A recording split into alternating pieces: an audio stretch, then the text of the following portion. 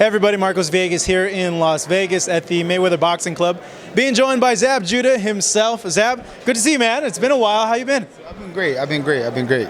What's new? I know you had a fight, but it kind of fell through. So talk to me about what you've been doing up to that point. You know what it is? I think that guys don't want to catch in shape Zab Judah. They're looking to catch him at his lows and when he's not really training.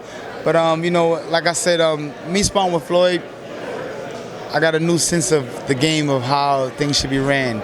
You know what I mean? And me training with him, and you know, he just brought back a lot of things and told me, like, you know, Zab, you're a fighter. You gotta live like that. You know what I'm saying? It's a 24/7 job. You know what I mean? And you know, I'm back motivated. Like I said, to watch Floyd train, to be in there with him is an experience. It's an experience. It's a very uplifting experience.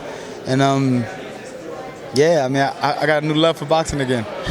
Were you surprised that he reached out to you and said, "Hey Zab, come in camp, help me prepare for Manny Pacquiao"? No, like I said, people don't know that. You know, even before '06 when we fought, me and Floyd was good friends, great friends. You know what I'm saying? Best friends.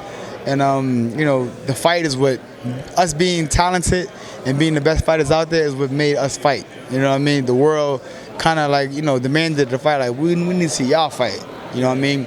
We had two great paydays, and we went in there and did what we did. I mean, we created a fight that goes down in history. You know, when you go back and watch that, nobody's falling asleep on that fight. You know what I mean? So, you know, I mean, I'm very proud of the situation and how things have turned out and how things are moving on.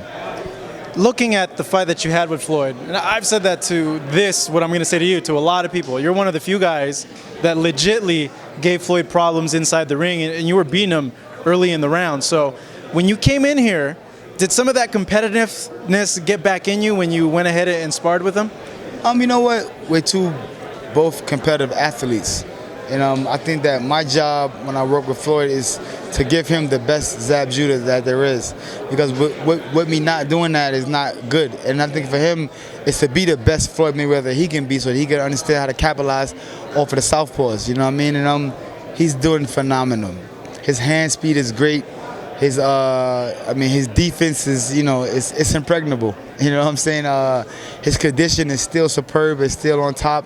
I mean, the guy ready for 20 rounds. You know what I mean? Non-stop. You know what I mean? So, you know, at the end, you know, with that being said, is, you know, he's ready.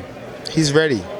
I'm seeing you're a little bit bruised up. Now, is that from sparring or? This is a burn. Oh, it's a burn. I had a burn on my face, yeah, from the inswell. You know, I kind of wanted to be my own cut man. So I didn't really know the ropes of, I didn't know the real ropes of how you're supposed to do it. It's too cold. So I put it in the freezer and took it right out and stuck it to my face, and it burnt my skin up. So, you know what I mean? But it's all good. You know, you learn to just leave things and let people say whatever they want to think about it. Who cares? Now, Zab, be real with me, man. Be real, because there's been a lot of talk about this sparring session. So let me know what happened, because people are saying that you got knocked down, and then people are saying you came back and you knocked him out. So that first sparring session, tell me what happened. Well, we got to go to the guy that whoever made up the story, and let's go to him and figure out where his eyes was at and what he was thinking and what he saw the day that happened. You know what I mean? What happened? One of those things where, remember in like first grade when they line up 10 kids and then the teacher whispers something in this ear, and by the time it gets down to the other end, it's a totally different story. What can we say? So he never knocked you down then with a body shot? What can we say, man? It's silly, man. It's silly. Yeah. You know what I mean? We're grown guys here, you know what I'm saying? Floyd is looking tremendous. Yeah. Floyd is looking great. You know what I'm saying? This fight is not about Zab Judah, not about sparring. Sparring don't win fights. You know what I'm saying? Floyd Mayweather is 100% ready for this fight come May 2nd. So the other part of that then is how the other story is that you came back from sparring, and then you went ahead and went in there with him again, and you actually either knocked him down or knocked him out. There's another story that came out with that. We're sparring with each other. Yeah.